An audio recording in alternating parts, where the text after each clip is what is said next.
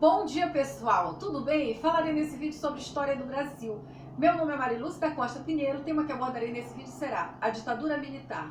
Então, o período de ditadura militar no Brasil durou 21 anos, foi de 1964 a 1985. O Brasil experimenta o rodízio de 5 presidentes do Brasil, que foram Castelo Branco, Costa e Silva, Médici, Gás e Figueiredo. No tempo da ditadura militar, o diálogo do governo com a população ele foi cortado. Diferentemente do tempo da democracia, que havia um governo nacionalista e reformista que tinha um diálogo com a população para buscar soluções para o problema do atraso do Brasil. No governo da ditadura militar, esse diálogo ele foi reprimido através da polícia política e da censura. Muitas pessoas foram presas, torturadas e mortas. O desenvolvimento da economia era diferente do tempo nacionalista e reformista de João Goulart, porque no tempo da ditadura, a economia, o desenvolvimento passou a ser dependente, a economia ficou sujeita, subordinada ao capital, à tecnologia, aos interesses dos estrangeiros. Inclusive, o general do presidente disse a seguinte frase: a economia vai bem, mas a sociedade vai mal. Então ele admitia que a sociedade passava por uma situação muito difícil. E por isso a sociedade começou a fazer pressão no governo para redemocratizar o Brasil. E no final da ditadura aconteceu uma abertura democrática. Como foi instalada a ditadura militar no Brasil? Então, quando João Goulart foi deposto, os chefes dos movimentos militares eles tomaram o controle político do Brasil. Então, o alto comando militar, Exército, Marinha e Aeronáutica passaram a governar o Brasil. Então, no dia 9 de abril de 1964, eles decretaram o AI-1, Ato Institucional número 1, que dava por 6 meses poder ao Poder Executivo para cassar mandatos de parlamentares, suspender direitos políticos do cidadão, poderia mudar a Constituição e também ele poderia decretar estado de sítio sem autorização do Congresso. Então, pressionados pelos militares, o Congresso Nacional se reuniu para escolher o novo presidente do Brasil. E foi eleito o Marechal Humberto de Alencar Castelo Branco, que passou a governar o Brasil a partir do dia 15 de abril de 1964. O governo de Castelo Branco ele foi um governo que recebeu muito apoio dos Estados Unidos e de empresários internacionais. E em troca do apoio recebido, ele teria uma postura a favor do capitalismo norte-americano. Vamos ver a seguir como aconteceu o governo de Castelo Branco. O governo Castelo Branco, 1964 a 1967. O governo militar do Marechal Humberto de Alencar Castelo Branco recebeu grande apoio dos Estados Unidos e das empresas multinacionais. Em troca do apoio recebido, o governo assumiu posições favoráveis aos interesses do capitalismo norte-americano. Declarou-se inimigo feroz das ideias socialistas ou comunistas. Rompeu relações diplomáticas com Cuba, único país latino-americano de governo socialista. Acabou com a lei de remessa de lucros, liberando a exploração do país pelas empresas multinacionais. A economia brasileira foi dirigida por Roberto Campos, ministro do Planejamento, e Otávio Gouveia de Bulhões, ministro da Fazenda. Uma das principais propostas de seu programa econômico era o combate à inflação, mas o combate mediante o favorecimento do capital estrangeiro, as restrições ao crédito e a redução dos salários dos trabalhadores. Nessa época, os trabalhadores perderam o direito de estabilidade no emprego. Os trabalhadores foram duramente atingidos durante o governo militar. O governo interveio em milhares de sindicatos, procurou desmontar a organização do movimento operário para impedir os protestos e greves dos trabalhadores. As medidas econômicas tomadas tornaram o governo cada vez mais impopular. Até mesmo alguns antigos aliados do golpe, como Carlos Lacerda, protestavam contra a irresponsabilidade social do governo. Lacerda dizia que o ministro Roberto Campos era um homem imparcial, porque estava matando imparcialmente os pobres e os ricos. Matava os pobres de fome e os ricos de raiva.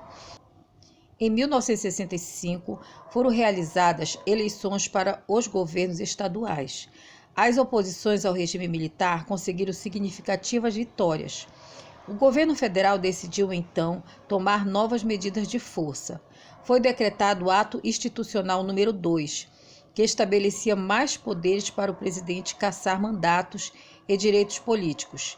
Estes são de todos os partidos políticos existentes e criação de apenas 2.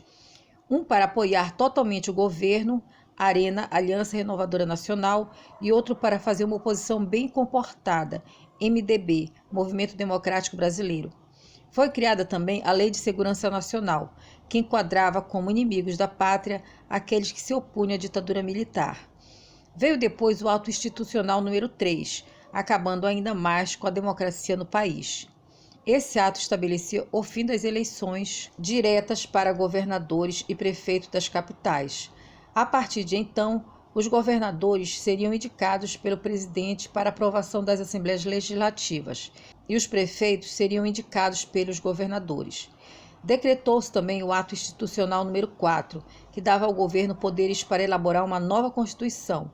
Essa Constituição de 1967 tinha como principal objetivo fortalecer o poder do presidente da República e enfraquecer o Legislativo e o Judiciário. Ao final do governo Castelo Branco, o alto comando militar escolheu como novo presidente o Marechal Arthur da Costa e Silva, que era o ministro da Guerra. Essa escolha foi referendada pelos membros da Arena, no Congresso Nacional. Para registrar seu protesto, o MDB retirou-se do local da votação. O governo Costa e Silva, 1967 a 1969. Então, durante o governo do Marechal Arthur da Costa e Silva, cresceu as manifestações públicas contra a ditadura militar. Vamos ver como foi o governo do Marechal Costa e Silva. O governo Costa e Silva, 1967-1969. Durante o governo do Marechal Arthur da Costa e Silva, cresceram no país manifestações públicas contra a ditadura militar. Apesar de uma repressão policial violenta, estudantes saíram às ruas em passeatas. Operários organizaram greves contra o arrocho salarial. Os policiais mais corajosos faziam discurso atacando a violência da ditadura. Os padres progressistas pregavam contra a fome do povo e a tortura, que passou a ser praticada pelos órgãos de segurança contra os adversários da ditadura.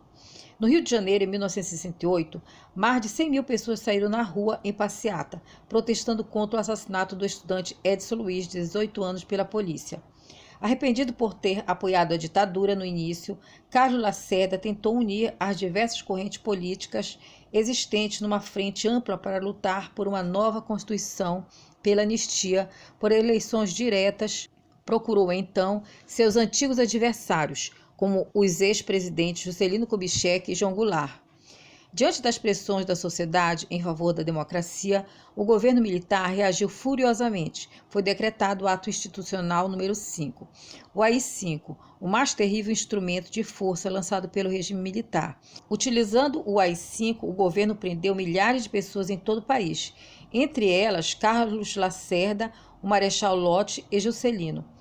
Fechou o Congresso Nacional por prazo indeterminado, cassou os mandatos de 110 deputados federais e 160 deputados estaduais, 163 vereadores, 28 prefeitos, afastou 4 ministros do Supremo Tribunal Federal. O AI-5 dava ao presidente da República poderes totais para perseguir e reprimir as oposições. Podia decretar o estado de sítio, intervir nos estados e municípios, cassar mandatos e suspender direitos políticos, demitir funcionários, confiscar bens.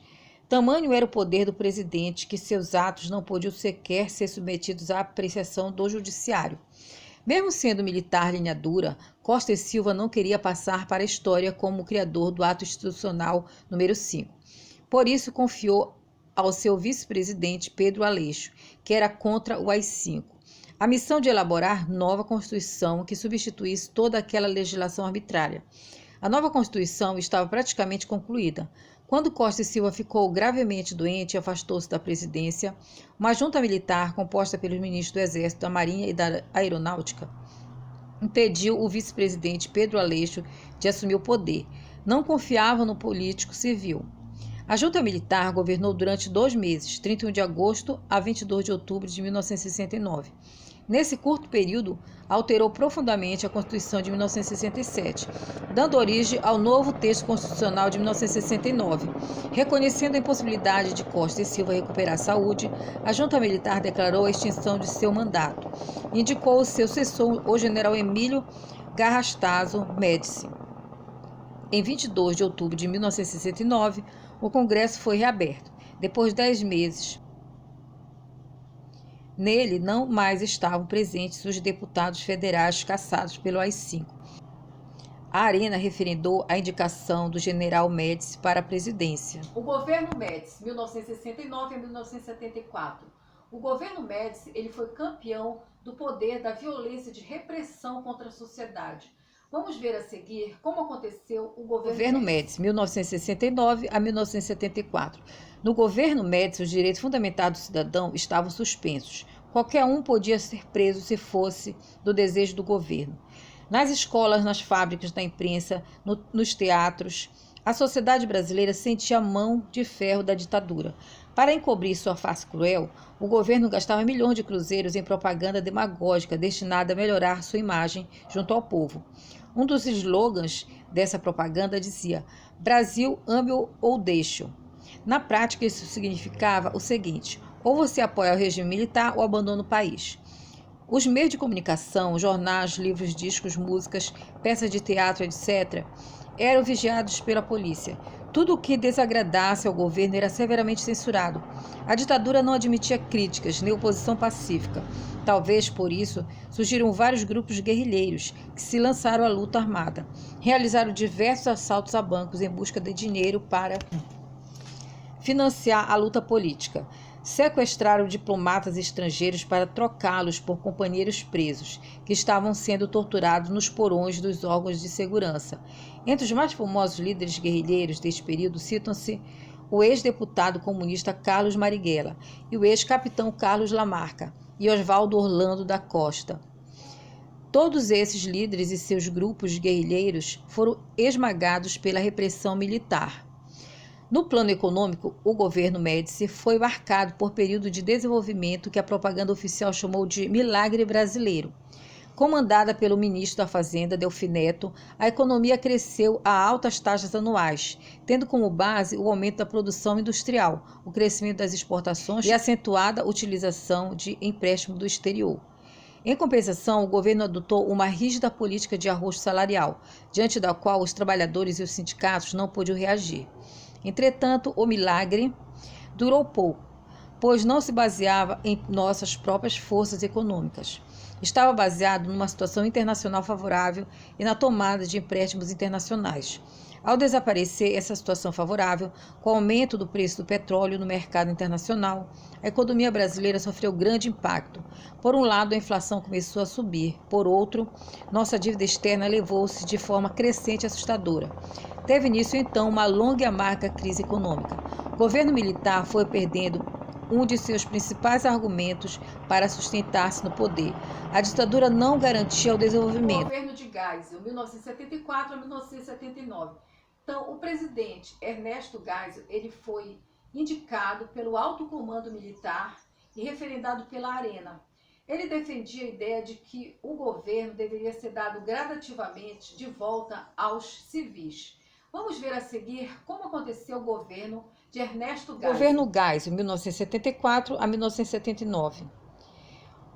O presidente Geisel estava disposto a promover, conforme suas palavras, um processo gradual, lento e seguro de abertura democrática.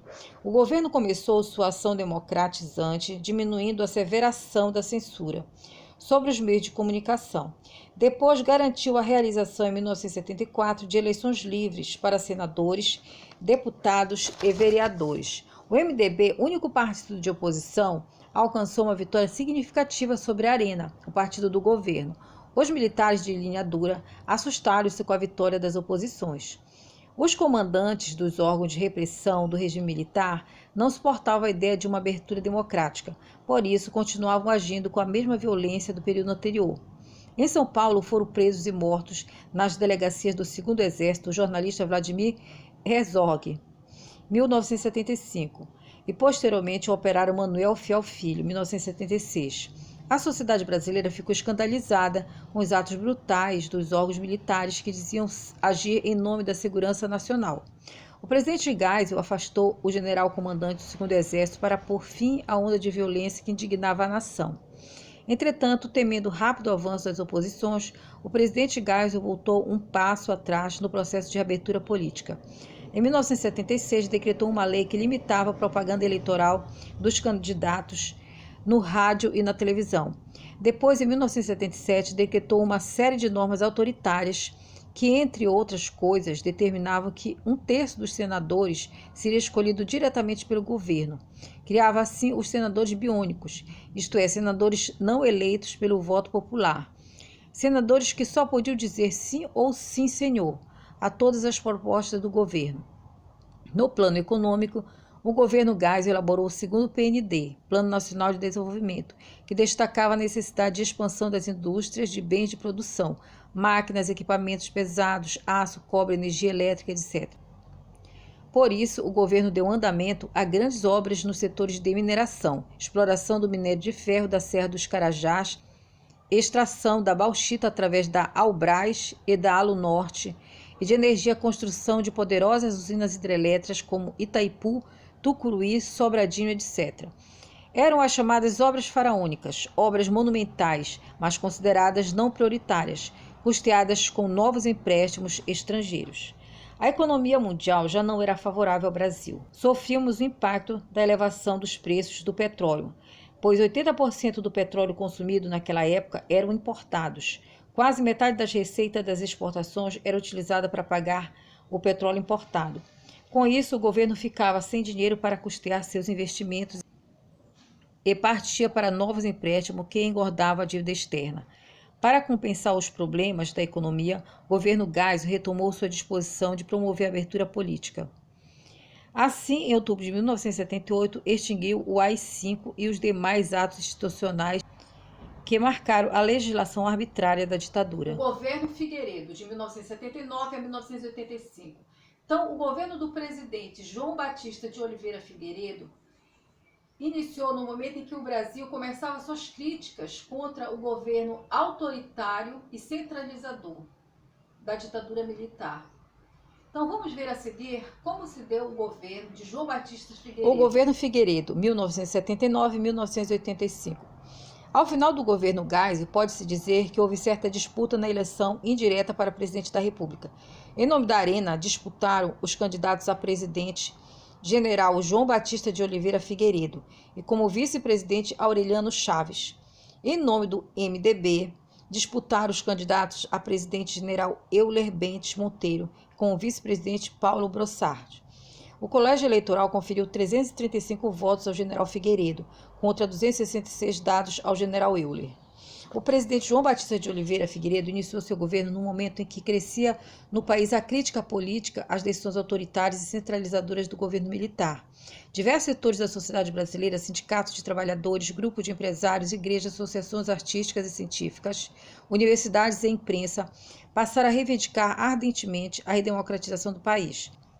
Diante das pressões de toda a sociedade, o presidente Figueiredo assumiu o compromisso de realizar a abertura política e devolver a democracia ao Brasil. Dentre elas, destacam-se as greves dos operários metalúrgicos de São Bernardo do Campo, em São Paulo, sob a liderança sindical de Luiz Inácio Lula da Silva. A campanha da sociedade pela redemocratização do país obteve os primeiros resultados positivos.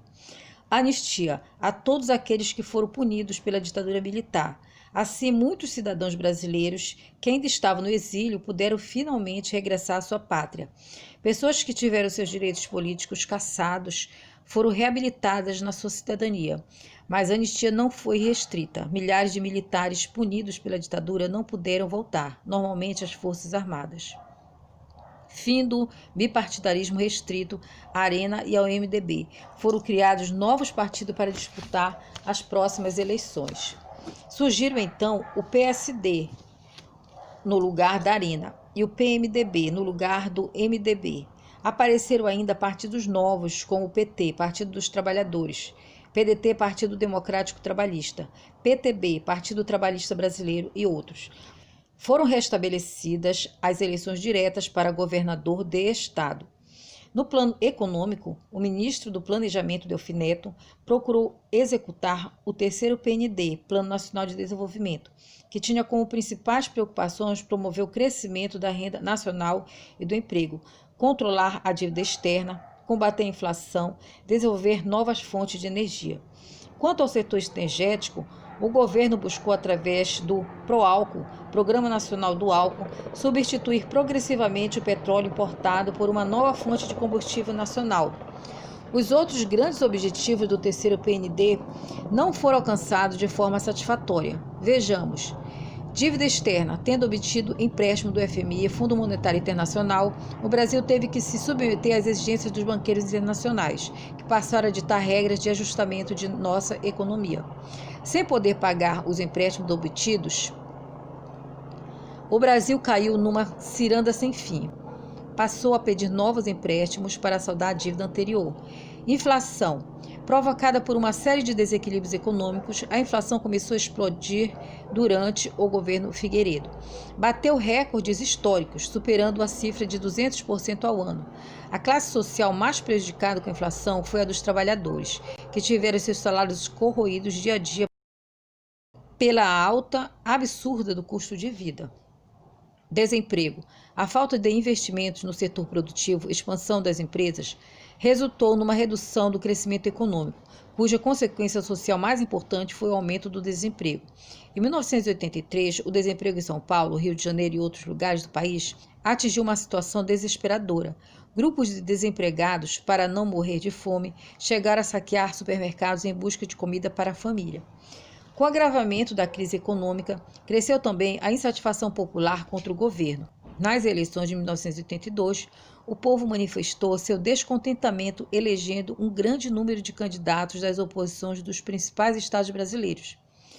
Depois de 18 anos de ditadura, em 15 de março de 1983, assumiram o poder nos estados novos governadores eleitos diretamente pelo povo. O regime militar aproximava-se do fim.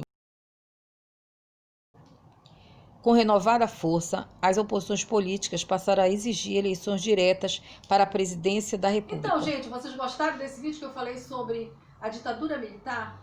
Se vocês gostaram desse vídeo, clique em gostei, se inscrevam no meu canal, não esqueça de ativar o sininho. Beijos para vocês e até a próxima!